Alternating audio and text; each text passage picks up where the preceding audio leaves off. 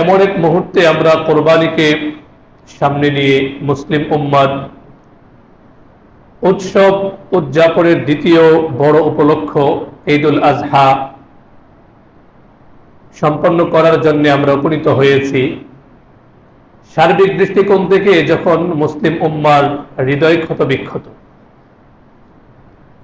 শতভাগ আনন্দ উচ্ছ্বাসে আমরা মেতে উঠতে পারছি না, কারণ আমাদের দেহের একটা অংশ, গুরুত্বপূর্ণ অংশ বিধ্বস্ত, ঠিক কিনা?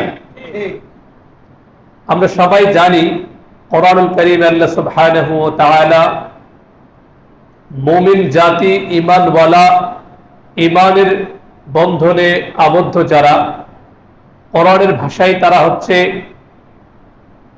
ভাই ভাই। কোরআনুল কারীমের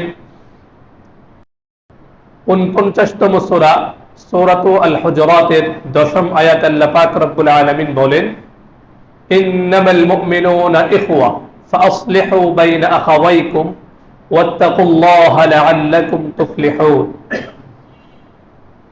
পুরো মুমিন জাতি, মুসলমান সম্প্রদায় সবাই হচ্ছে ভাই। আরেক পরিবারে এক ভাই যদি বিধ্বস্ত থাকে, অসুস্থ হয়ে হাসপাতালে ভর্তি, তখন ওই ভাই, তার শোকে পরিবারটা কাতর হয়ে থাকে এবং ওই পরিবারের ঈদের আনন্দ শতভাগ তারা উদযাপন করতে পারে না, ঠিক কিনা? সেই থেকে মুসলিম উম্মাহ এক দেহ, এক প্রাণের মতো 7 মাসের উপরে হয়ে গেল, প্রায় 8 মাস হতে চলল।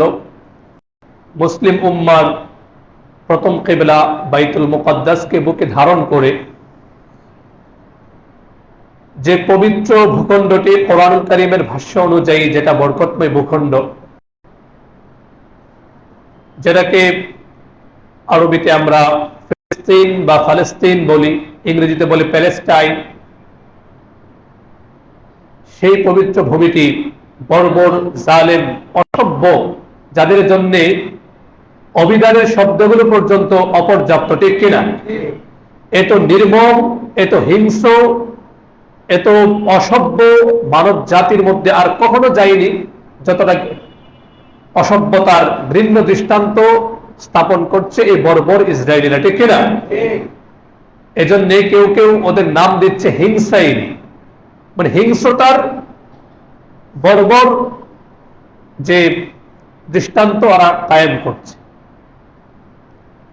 বিশ্ব ইতিহাসে সাধারণত আমরা দেখি জাতিসংঘের জেনেভা কনভেনশনে এবং বিভিন্ন জায়গায় যে আলোচনাগুলো বারবার এসেছে, যে যুদ্ধ যদি কখনো লেগে যায়, সেই যুদ্ধে বেসামরিক নাগরিক যারা, তাদেরকে সম্পূর্ণ নিরাপত্তা দিতে হবে, ঠিক কিনা?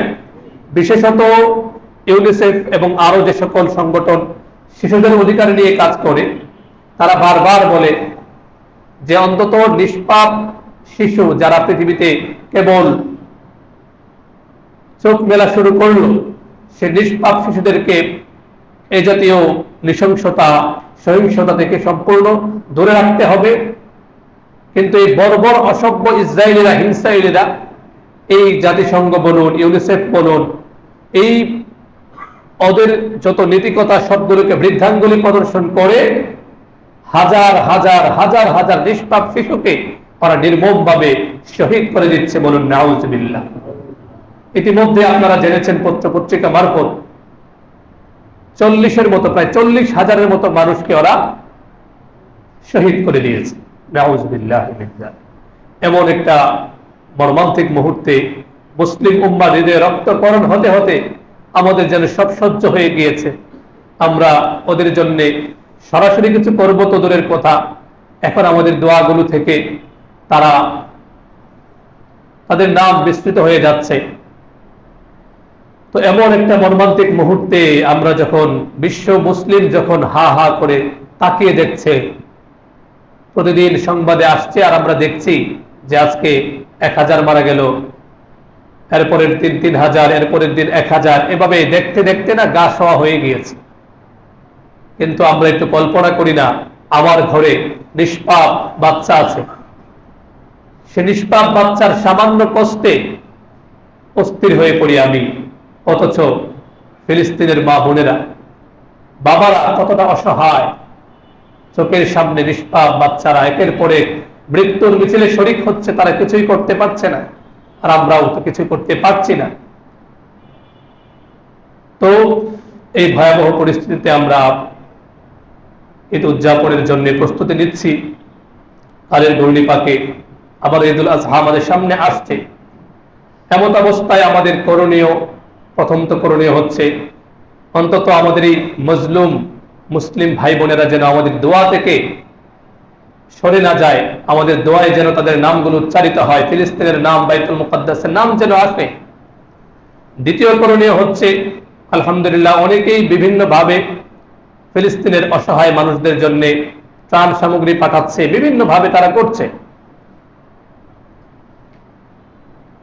ফিলিস্তিনের এই মজলুম মুসলমানদের জন্য আল আজহার ইউনিভার্সিটির ছাত্রদের একটি সংগঠন আছে, আল আজহার ওয়েলফেয়ার। আমাদের কিছু বন্ধু বান্ধব আজহারে পড়াশোনা করে, তাদের মাধ্যমে জেনেছি তারা অনেক কাজ করছে, ওখানে রাফা সীমান্ত দিয়ে পাঠানোর চেষ্টা করছে। তো যাক, আমাদের দ্বিতীয় করণীয় হচ্ছে যেভাবে সুযোগ সুবিধা অনুযায়ী তাদের জন্য ত্রাণ পাঠানো।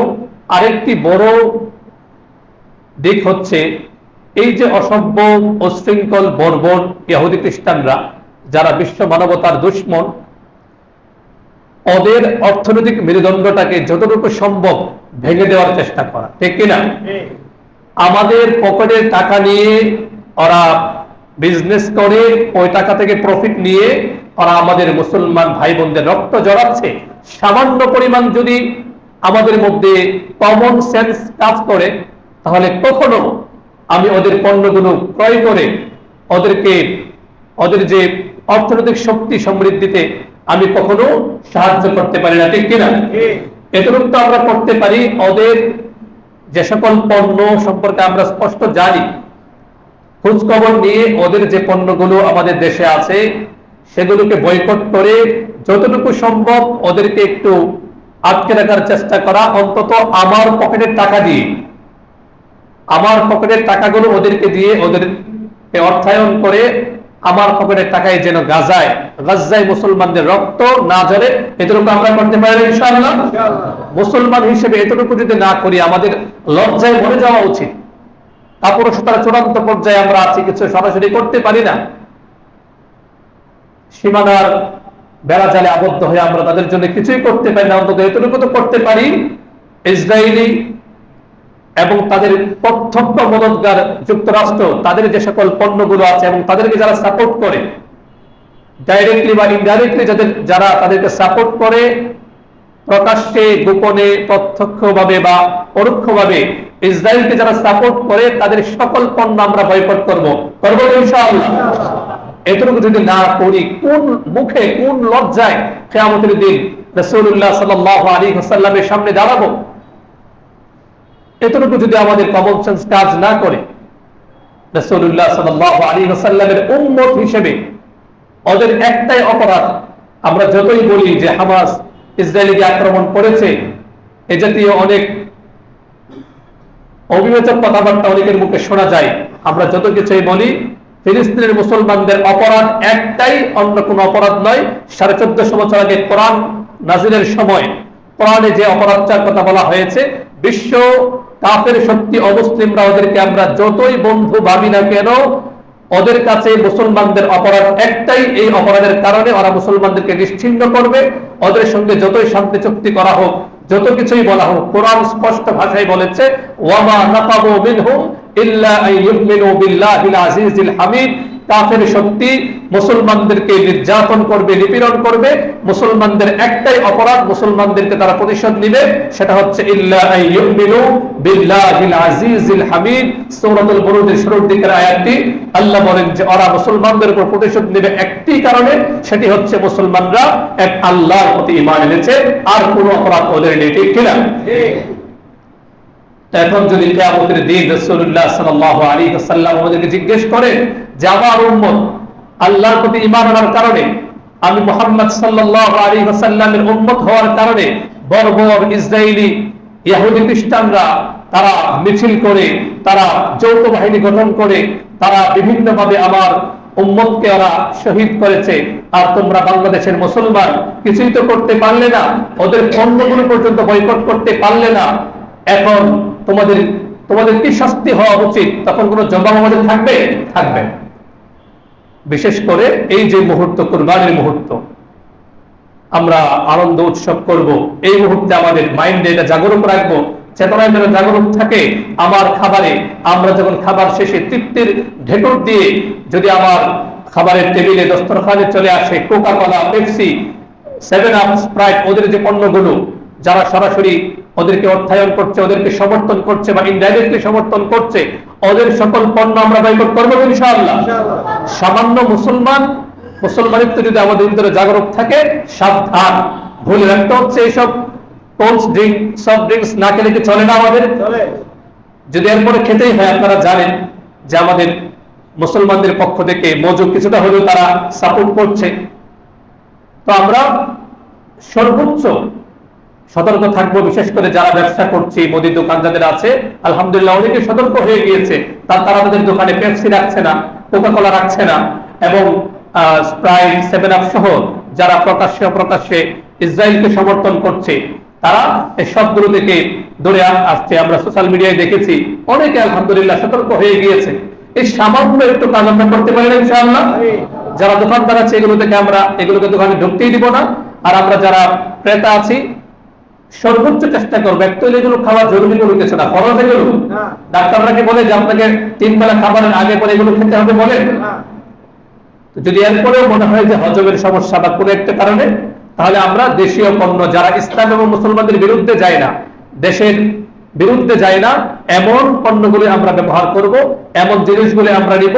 ভুলেও পেপসি, কোকা কোলা সহ যারা প্রকাশ্যে আমার ভাইয়ের রক্ত যারা জড়াচ্ছে তাদেরকে যারা সাপোর্ট করে, তাদেরকে আমরা কখনো সাপোর্ট করব না, তাদের পণ্য আমরা কিনবো না ইনশাআল্লাহ। এই বার্তাগুলো আমরা নিজেরাও আমাদের মধ্যে জাগরুক রাখবো, অন্যদের কাছে পৌঁছে দিব। হয়তোবা কিয়ামতের কঠিন ময়দানে এই সামান্য একটু আবেগ, এই উচ্ছ্বাসের কারণে হয়তো আল্লাহ সুবহানাহু ওয়া তাআলা আমাদেরকে মাফ করে দিতে পারে। আল্লাহ আমাদেরকে তৌফিক দান করেন, বলেন আমিন। মুহতারাম হাজিরিন, স্বাভাবিকভাবেই যেহেতু 2 দিন পরেই কুরবানি আমাদের সামনে উপস্থিত, আমরা অত্যন্ত আবেগ উচ্ছ্বাস সহকারে আমরা কুরবানি দিব ইনশাআল্লাহ। মুসলমানদের নিদর্শন বা শাআইর যেগুলোকে বলা হয়, সেগুলোর অন্যতম হচ্ছে কুরবানি। আমরা অবশ্যই আল্লাহ সুবহানাহু ওয়া তাআলার সন্তুষ্টি অর্জনের লক্ষ্যে কুরবানিটা প্রদান করব, এবং এই কুরবানি হচ্ছে আত্মসমর্পণের বিমল পাঠ। আপনারা যারা 2 দিন আগে বাংলাদেশ প্রতিদিন পড়েছেন, সেখানে আমি উপসম্পাদকীয়তে একটি কলাম লিখেছিলাম, আর্টিকেল, আত্মসমর্পণের কুরবানি নামে। বড় একটা অংশ আলোচনায় সেখানে চলে এসেছে, তো সেটা আমরা স্মরণ রাখবো ইনশাআল্লাহ। এই যে কুরবানি, প্রত্যেক বছরে আমরা আলোচনা করি, শুনি। এই কুরবানির মুহূর্তে এইসব নিয়ে আলোচনা হয় সাধারণত, মঞ্চে বিভিন্ন মসজিদের মিম্বার এগুলো নিয়ে আলোচনা হয়। সে ধারাবাহিকতায় খুবই সংক্ষিপ্ত কিছু কথা যেগুলো আমাদের জানা, এরপর আবার একটু স্মরণ করিয়ে দেয়া। কুরবানি এর পরিচয় কি? আমরা সবাই জানি কুরবানি ইসলামের একটি গুরুত্বপূর্ণ বিধান, অন্য সাধারণ বিধানের মতো নয়, অত্যন্ত গুরুত্বপূর্ণ একটি বিধান, এবং এটার মাধ্যমে ইসলামের একটা মর্যাদা ফুটে ওঠে। অনেককে দেখা যায় অতি পণ্ডিতি করে এমন এমন কথা তারা বলেন, ইসলামিক জ্ঞান সম্পর্কে তারা যে আসলে একেবারেই মূর্খ, ইসলামিক জ্ঞান যে তাদের একেবারে নেই, এর একটা প্রমাণ প্রত্যেক বছর তারা ইনিয়ে বিনিয়ে কোরবানির বিরুদ্ধে বলার চেষ্টা করে। যেমন খুব মজা করে বা খুব সুনিপুণ ভাবে পাণ্ডিত্য দেখিয়ে কবিতার আকারে বলে, বনের পশুরে নয় মনের পশুরে কোরবানি করুন। কে নিষেধ করেছে আপনাকে? করেন মনের পশুকে কোরবানি করতে। মনের পশুকে কোরবানি করতে মানে মন হারাম কাজ করতে চাচ্ছে, আপনি সেটাকে এখানে একটা স্টেপ দেন, নিজেকে স্টপ করে দেন। এটা করতে গেলে ইসলাম নিষেধ করেছে। কোরবানির সময় আপনার এত পণ্ডিতি, এত পশুপ্রেম জাগে, অথচ আপনি খুঁজে দেখবেন যারা এসব কথাবার্তা বলে ওরা প্রতিদিন যদি ওরা কোনো গোশত না খায়, ওদের পেটে কোনো কিছু হজম হয় না, ঠিক কিনা? প্রত্যেকটা বছর এমন একটা পণ্ডিতে শুরু করে পত্রিকায় তারা আর্টিকেল লিখে যে বনের পশুরে নয়, মনের পশুরে কুরবানি করো, এতে বেঁচে যায় সবাই, এই জাতীয় কথাবার্তা বলে। আবার কেউ কেউ আরো পণ্ডিতে দেখায়, তারা বলে যে এত আসল উদ্দেশ্য হচ্ছে আত্মসমর্পণ করা, যে আত্মসমর্পণ যেহেতু আল্লাহর সামনে আমরা সবাই আত্মসমর্পণ করি, এত গরু এত প্রাণীগুলোকে জবে করার কি দরকার? নাউজুবিল্লাহ। কোরবানি কার নির্দেশ? আল্লাহ। সবাই উচ্চারণ করুন, কোরবানি কার নির্দেশ? হযরত ইব্রাহিম আলাইহিস সালামকে যখন তার পুত্র ইসমাঈল আলাইহিস সালামকে স্বপ্ন যুগে, স্পষ্ট ভাষায় না কিন্তু স্বপ্ন যুগে কোরবানির কথা বলা হয়েছে, তখন তিনি কোরবানি করতে প্রস্তুত হয়ে গিয়েছিলেন কিনা? তিনি কি তখন বুদ্ধিজীবী তার পরিচয় দিয়েছেন যে কেন আমি আমার সন্তানকে কোরবানি করব? এটা তো হতে পারে না, একজন মানুষকে কেন কোরবানি করবে? এই জাতীয় কথা বলেছেন? আদেশটা কার? ওয়ার্ডার ইজ ওয়ার্ডার, আল্লাহর আদেশ, বাস আদেশ মানতেই হবে আমাকে। আল্লাহর আদেশ মেনে যেভাবে আমি প্রচন্ড ঠান্ডার মধ্যে আমি ফজরের নামাজ আদায় করছি, সে আল্লাহর নির্দেশ কোরবানি করতে হবে, বাস। এখানে কোন যুক্তি চলবে না যে পশু প্রেম, প্রত্যেক বছর কোরবানির সময় আপনাদের পশু প্রেম জেগে ওঠে, অথচ সারা বছর আপনারা বিফ খাচ্ছেন, সারা বছর যত ধরনের গোশত আমিষের চাহিদা আপনারা পূরণ করছেন, তখন তো পশু প্রেম জাগে না। এগুলো হচ্ছে অত্যন্ত সূক্ষ্মভাবে মুসলমানদের মগজ ধোলাই করা হয়। তারা ভুলে যায় যে কোরবানির মূল শিক্ষাই হচ্ছে আত্মসমর্পণ। আত্মসমর্পণের বিমল পাঠ হচ্ছে কোরবানির মধ্যে। এর মাধ্যমে শিক্ষা দেওয়া হচ্ছে আল্লাহ যখন যে অবস্থায় আমাকে যে নির্দেশ দিবেন, কোন যুক্তির পিছনে, কোন লজিকের পিছনে যেটার সুযোগ নেই, আমাকে সেটাই পালন করতে হবে। আবার আল্লাহ যে নির্দেশনা দিয়েছে, বাস যুক্তিতে বুঝে আসলেও মানতে হবে, বুঝে না আসলেও মানতে হবে। আল্লাহর হুকুম পালন করার কোনো বিকল্প নেই। প্রত্যেক বছর এগুলো নিয়ে আমাদের লিখতে হয়, পত্র পত্রিকায় লিখতে হয়, বয়ান করতে হয়। দিন যত যায় তত পণ্ডিতের সংখ্যা বাড়ছে, আর পণ্ডিতের সব ইসলামের বিধানের মধ্যে এসে। তো যাই বলছিলাম, কোরবানি অত্যন্ত গুরুত্বপূর্ণ ইবাদত, স্বতন্ত্র ইবাদত, আল্লাহর হুকুম, স্বতন্ত্র ইবাদত। কারণ কোরআনুল কারীমের 108 নম্বর সূরা, যে সূরাটা আমাদের সবারই মুখস্থ, সবার কাছে পরিচিত, সূরাতুল কাউসার। কি নাম? কাউসার।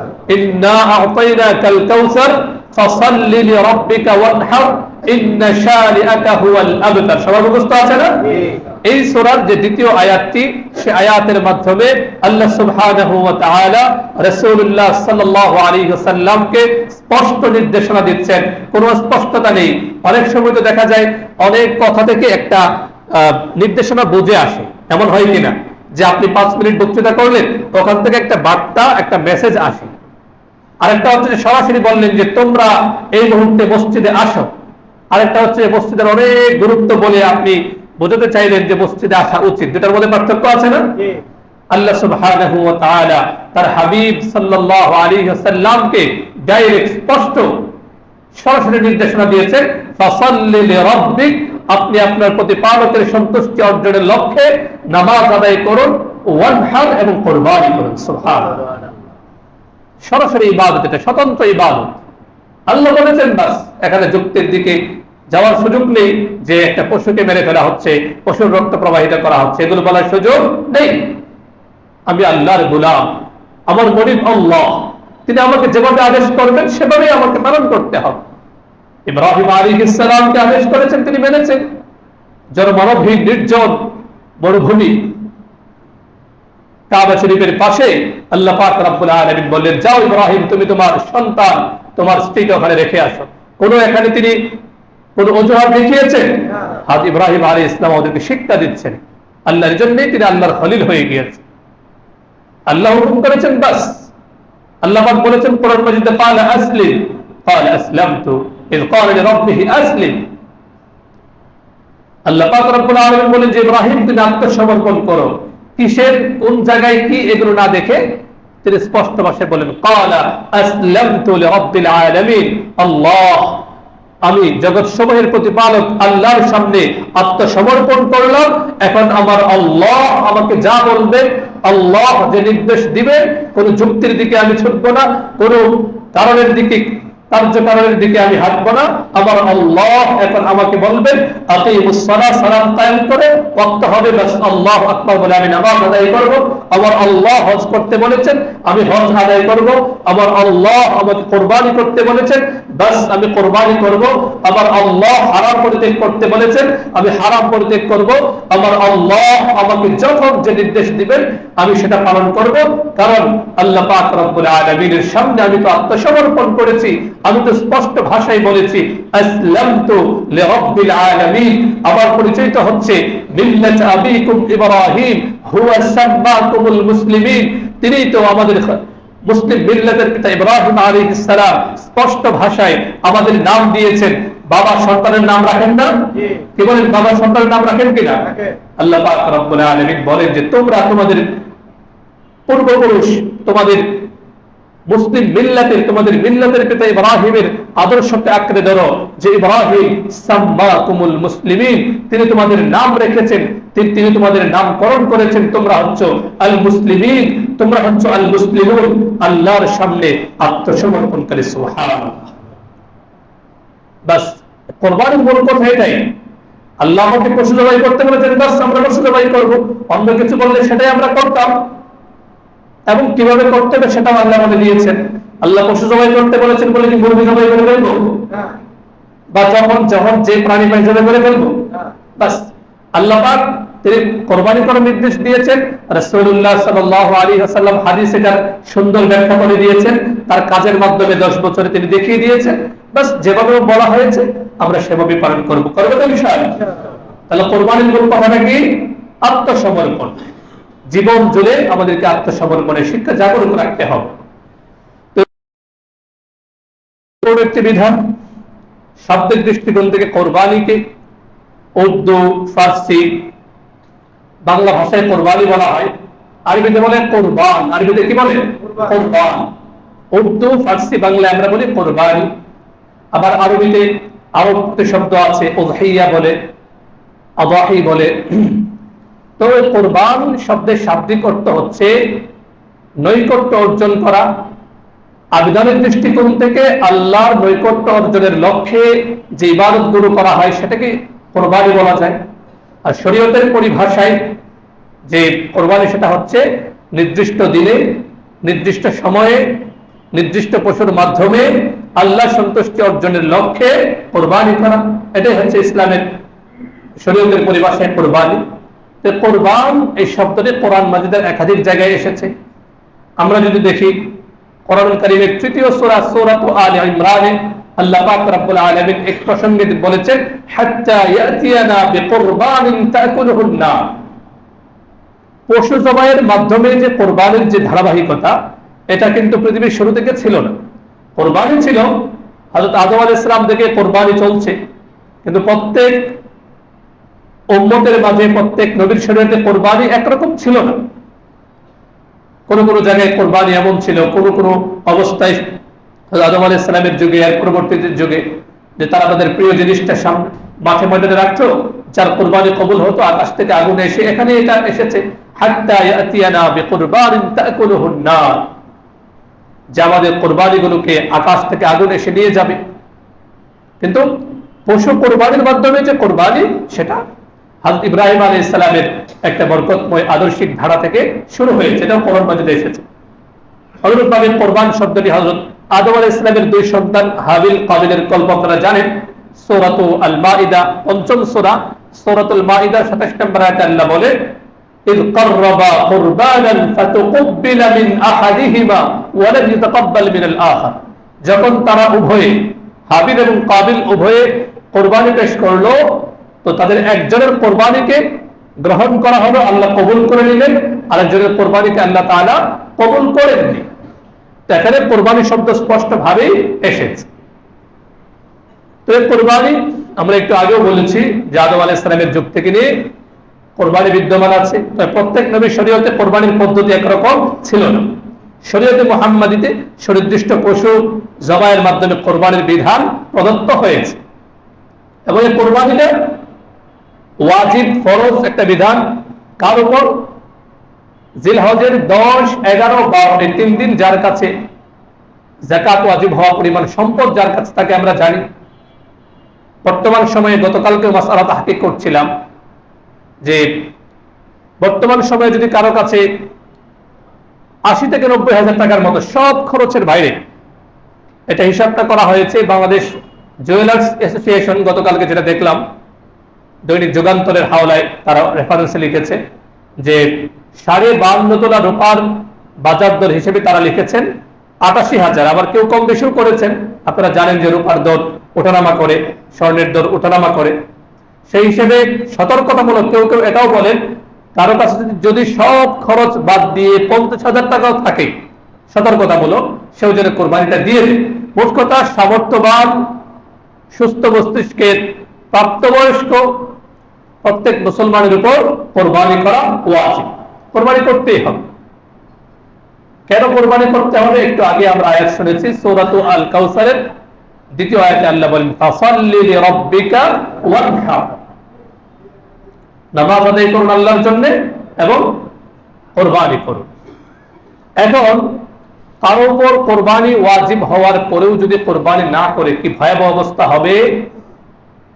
মুসনাদুল ইমাম আহমদ ইবনে হাম্বলের বর্ণনা 8273 নম্বর হাদিস, সাহাবী আবু হুরায়রা রাদিয়াল্লাহু আনহু থেকে বর্ণিত, রাসূলুল্লাহ সাল্লাল্লাহু আলাইহি ওয়াসাল্লাম বলেন মান ওয়াজাদা সাআতান ফালাম ইয়াদহি ফালা ইয়াকরবান্না মুসাল্লান, সামর্থ্য থাকার পরেও যে ব্যক্তি কোরবানি করল না, সামর্থ্য থাকার পরেও যে ব্যক্তি কোরবানির পথে হাঁটল না, রাসূলুল্লাহ সাল্লাল্লাহু আলাইহি ওয়াসাল্লাম তার প্রতি এত অসন্তুষ্টি প্রকাশ করেছেন যে নবীজি সাল্লাল্লাহু আলাইহি ওয়াসাল্লাম বলেন সে যেন আমাদের কোরবানির ধারে কাছেও না আসে। বলুন নাউজুবিল্লাহ।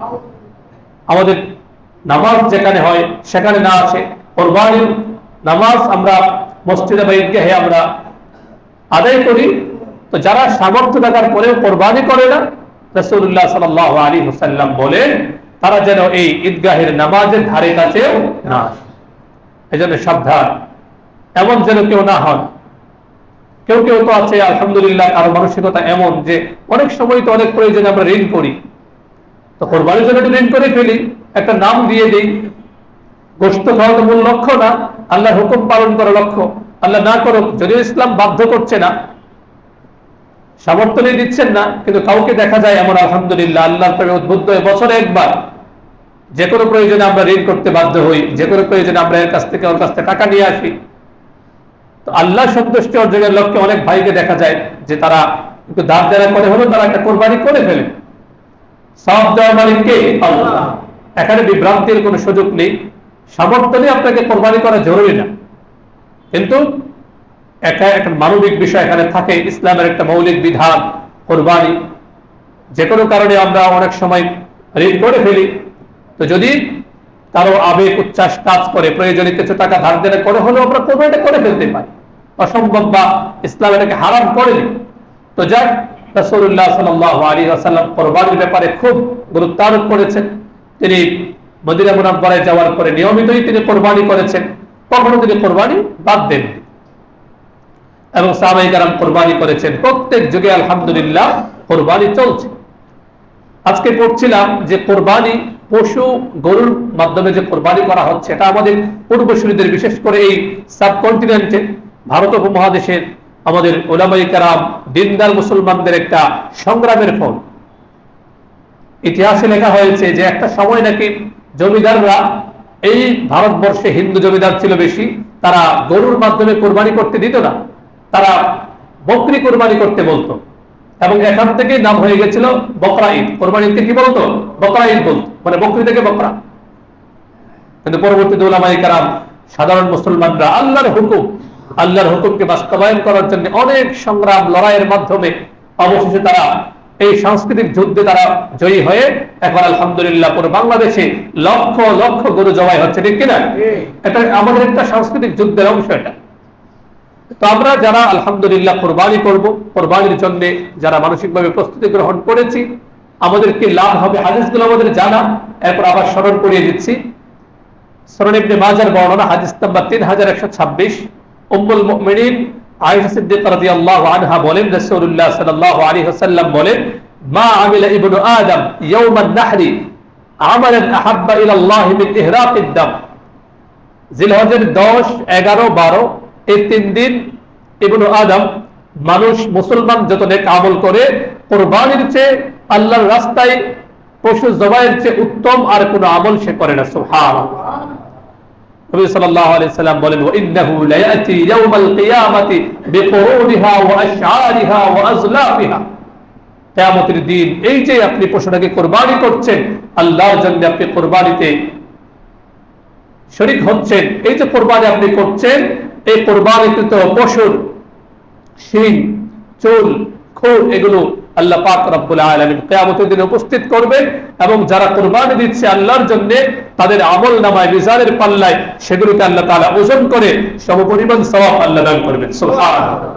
নবী সাল্লাল্লাহু আলাইহি ওয়াসাল্লাম বলেন ওয়া ইন্নাদ দাম লা ইয়াকাউ মিনাল্লাহি বিমাকানিন ক্বাবলা আন ইয়াকাউ ফিল আরদ, কুরবানির পশু রক্ত মাটিতে পড়ার সঙ্গে সঙ্গে আল্লাহ পাক রব্বুল আলামিনের কাছে সেটা কবুল হয়ে যায়। সুবহানাল্লাহ। এরপর নবী সাল্লাল্লাহু আলাইহি ওয়াসাল্লাম মোটিভেশন দিচ্ছেন ফাতিবু বিহা নাফসা, মনে আত্মপ্রশান্তির একটা ঝলক রেখে চেহারার মধ্যে আনন্দের একটা আভা ফুটিয়ে তুলে তোমরা কুরবানি করো। সুবহানাল্লাহ। মুস্তাদরাক হাকিমের এক হাদিসের মধ্যে এসেছে, হাদিস নাম্বার 7673, রাসূলুল্লাহ সাল্লাল্লাহু আলাইহি ওয়াসাল্লাম তার কলিজার টুকরা সন্তান হযরত ফাতেমা রাদিয়াল্লাহু আনহাকে লক্ষ্য করে বলেন, হাদিসটি আবু সাঈদ খুদরী রাদিয়াল্লাহু আনহু বর্ণনা করেন, তিনি বলেন قال لفاطمه يا فاطمه, নবী সাল্লাল্লাহু আলাইহি ওয়াসাল্লাম ফাতেমা রাদিয়াল্লাহু আনহাকে লক্ষ্য করে বলেন, হে ফাতেমা قومي الى اضحيتك فاشهديها, ফাতেমা তুমি উঠো, যেখানে কুরবানি হচ্ছে তুমি সেই কুরবানিটাকে একটু দেখো, লক্ষ্য করো। فإن لك بأول قطرة تقطر من دمها أن يغفر لك ما سلف من ذنوبك, ফাতেমা মনে রেখো কুরবানির পশুর রক্তের ফোঁটা প্রথম ফোঁটা মাটিতে পড়ার সঙ্গে সঙ্গে আল্লাহ সুবহানাহু ওয়া তাআলা তোমার গুনাহগুলোকে, তোমার পিছনের গুনাহগুলোকে আল্লাহ মাফ করে দিবেন। সুবহানাল্লাহ। হযরত ফাতেমা রাদিয়াল্লাহু আনহা স্বাভাবিকভাবে প্রশ্ন করলেন, আলানা ইয়া রাসূলুল্লাহ আও লিল মুসলিমিনা, এই যে আপনি পুরস্কারটা ঘোষণা করলেন, ফজিলতের কথা বললেন, এটা কি শুধু আমাদের জন্য অর্থাৎ আহলে বাইত নবী পরিবারের জন্য নাকি সকল মুসলমানের জন্য? নবী সাল্লাল্লাহু আলাইহি ওয়াসাল্লাম ক্বালা বাল লিল মুসলিমিন, কিয়ামত পর্যন্ত যত মুসলমান আল্লাহর সন্তুষ্টির লক্ষ্যে কুরবানি প্রদান করবে আল্লাহ পাক রব্বুল আলামিন ওই কুরবানির পশুর রক্ত মাটিতে পড়ার সঙ্গে সঙ্গে তার গুনাহগুলোকে আল্লাহ মাফ করে দেন। শর্ত কি? আল্লাহ সন্তুষ্টির জন্য কুরবানি হতে হবে, লোক দেখানো মানসিকতার জন্য না। যেমন একটা বিষয় আমি শুনেছিলাম, সেটা খুব হেসেছিলাম। বিশাল বড় একটা গরু কিনে নিয়ে যাচ্ছে, জিজ্ঞাসা করলো যে ভাই দাম কত? বললো যে ভাই এটার দাম 3 লক্ষ টাকা। আরেকজন বলতেছেন যে ভাই জিতে গেছেন। কি বলতেছেন? জিতে গেছেন ভাই। তো পরে গরুর মালিক বলতেছে জিতবো না, অনেক পরিশ্রম করে অনেক জায়গায় দৌড়ঝাঁপ করে আমি এটা কিনে নিয়ে এসেছি। এই যে চেতনা, এটা কি যথার্থ চেতনা? বলে কোরবানি করেছেন আল্লাহর জন্য, জিতা হারার কি প্রশ্ন এখানে বলুন? কোরবানি কার জন্য? আল্লাহর জন্য। এজন্য আল্লাহ পাক রব্বুল আলামিন কোরআনুল কারীমের 6ষ্ঠ সূরা সূরাতু আল আনআমের 162 নম্বর আয়াতে কোরবানির ক্ষেত্রে আমাদের দৃষ্টিভঙ্গিটা কেমন হবে আল্লাহ পাক রব্বুল আলামিন রাসূলুল্লাহ সাল্লাল্লাহু আলাইহি ওয়াসাল্লামকে শিক্ষা দিচ্ছেন, কুল ইন্না সালাতি ওয়া নুসুকি ওয়া মাহইয়ায়া ওয়া মামাতি লিল্লাহি রাব্বিল আলামিন। নবী আপনি বলে দিন, নিশ্চয় আমার নামাজ, আমার কুরবানি, আমার জীবন, আমার মরণ সব আল্লাহর জন্য নিবেদিত, আল্লাহর জন্য সবকিছু নিবেদিত, আত্মসমর্পিত, যিনি জগৎ সমূহের প্রতিপালক। সুতরাং আমরা যারা কুরবানি করব, আল্লাহর হুকুম পালনার্থে আমরা যারা কুরবানি করব, এই সবগুলো এগুলো চেতনা মাথায় রেখে আল্লাহর হুকুম পালনের একটা জজবা যেন আমাদের মধ্যে কাজ করে, সেভাবে আমরা কুরবানিটা করব। আল্লাহ সুবহানাহু ওয়া তাআলা আমাদের সকলকে উত্তম ভাবে সঠিক নিয়তকে সামনে নিয়ে আমরা যেন কুরবানি করতে পারি। আল্লাহ সুবহানাহু ওয়া তাআলা আমাদের সকলকে তৌফিক দান করুন। আমিন। ওয়া আখিরু দাওয়ানা আলহামদুলিল্লাহি রাব্বিল আলামিন।